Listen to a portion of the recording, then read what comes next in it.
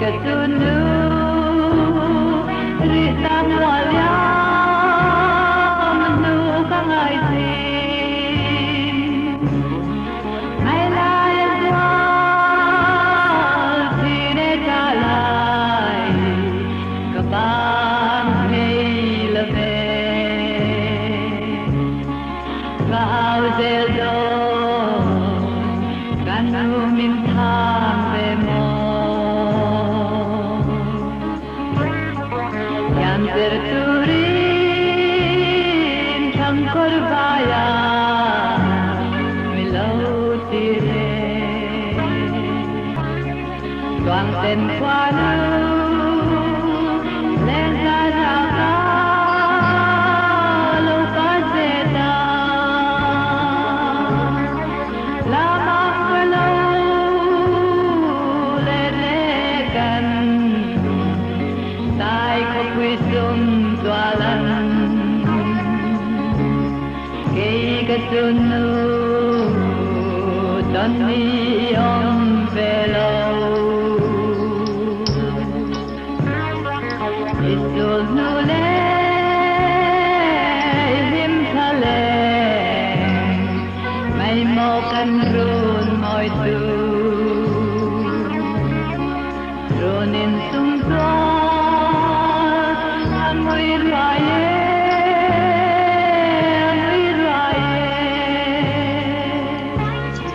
dunu lava tay ni len dong kan tuam lebe kanu kanu idon kim lo ni silong nani Pha tiếng nghe nấu bằng phần hì so.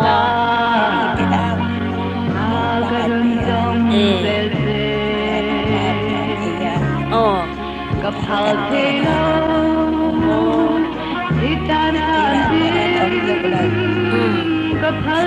lâu Mon kalame Katong mana Irabitha Madyaken mo Amang ilaw dali Kanu tanggor Bay par moy ka Ranahan vedesin Lungkoy rapat Magtutehi Katinane Law and vede Isailenin Bar moy ron hone Bialik man Amang ilaw dali Ang korbaya Kadong zeldong Kay kasunun nemi Kirle jani Moy lo ritang Kaya tite Inim tulay Kabang dondo Wari mase Kanu kanu Mingay velo emni Ang sapuy ba Yanin hang ba Alen kanuang mange Katong mana Katunun nem Katong mana Lâu nay về thế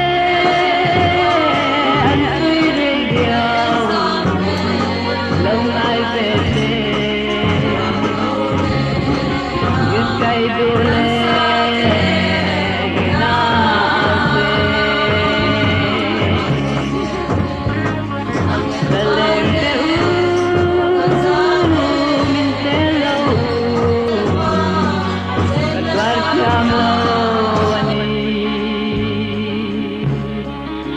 riêng doan e kan doi he lei nan mo bam ai du le ngana lua e dalai ka bang le en tikata dalai bangang limo bam ai du le ngana lua e dalai ka bang Sanin su kanui le dar dolani. Wanu ruatin kovel sual tim nuaya hia kan lo piangin kan lo seliana ma selal rem ruat nadan nuaya mi shintan voi khat hi ruatania vai vu ta siam kan nia vai vu ta ve kan ki le do ma se iswa ring tu te chu kan troi ral don silung kan thong liang thina than thim chuan min then ri ma se lungai tra in room ri ma ila lalli suan thina ane zota kan thlom lai taksa apar vul ang vai vu ta siam kan nia vai vu ta ve kan ki le do ma se iswa ring tu te chu kan troi ral don silung kan thong liang vang lai hun le that lai ni le kum te mi te tan le ilal pa rong bolna manral tu chu ilal ne na chua lung muang ten cho len nam seo ka pa vai vu ta siam kan nia vai vu ta ve kan ki le do ma se iswa ring tu te chu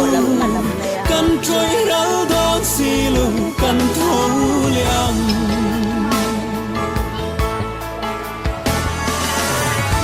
Wala to, lutuke.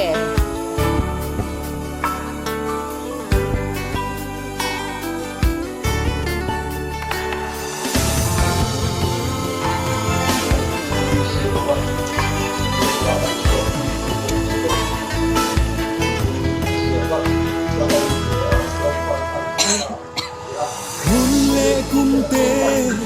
lo in her chuak zela hia kan ngai zual tri chung kim da rang len la chatua ram moya o lung kim ten kan len za hun tu kan ngai vong vong tri vai vu ta siam kan nia vai vu ta ve kan ki le do ma se iswa ring tu te chu kan troi ral don silung kan thong